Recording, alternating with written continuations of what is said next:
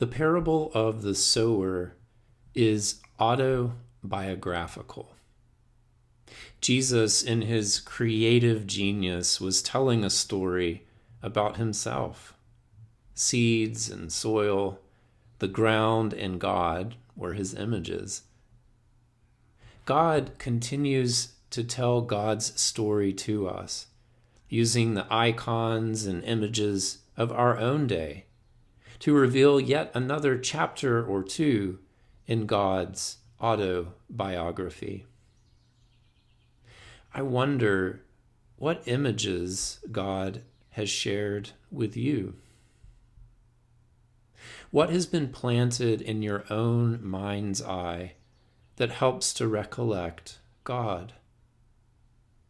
If an image is hard to recall, what about a word or a phrase that can instantly transport you into a posture of prayer?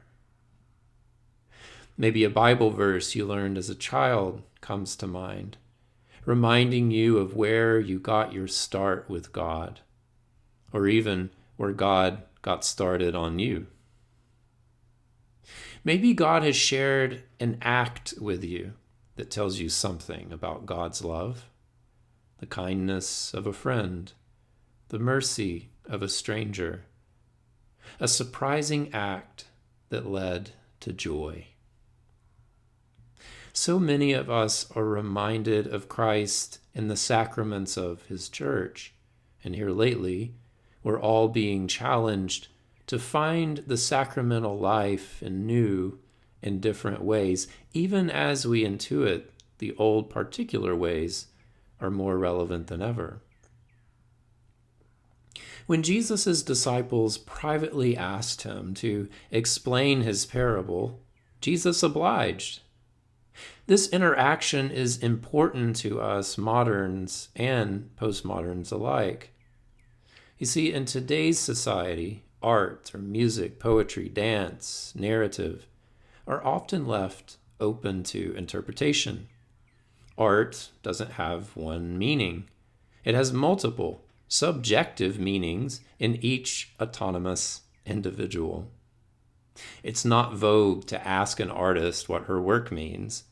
In fact, it's an insult and would be an insult for the artist to answer, as her explanation would take away from the creative work of the inquirer.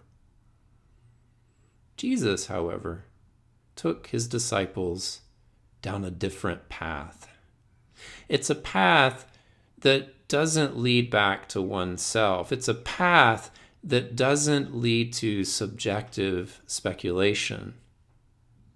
Instead, it's a straight and narrow road leading only to God.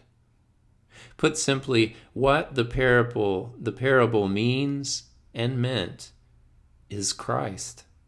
And where the parable leads is to God.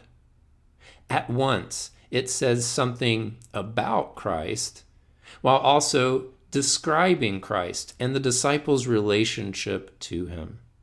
It's a story about God so abundantly loving the world that he recklessly spread himself all over it. So I ask you again, what are the stories? What are the images? What are the sacraments, the words, the sacramental works that instantly transport you out of yourself and into the biography and biology of Christ? How does God distract you from your distractions? How does God distract you from your projections and illusions found in your mind? Now, if nothing comes to mind, what a beautiful invitation to pray. Lord, I no longer want to know about you.